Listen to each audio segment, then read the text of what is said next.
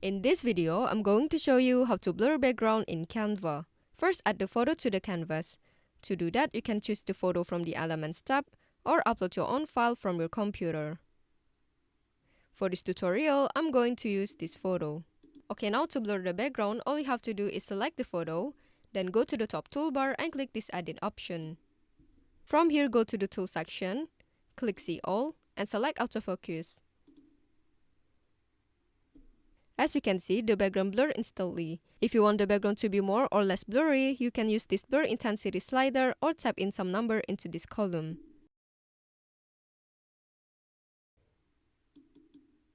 You can also adjust the focus position by using the slider.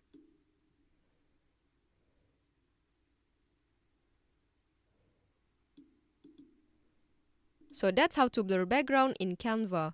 I hope you found this tutorial helpful. Please let me know if you have any questions in the comment section below, and I will try my best to help you out.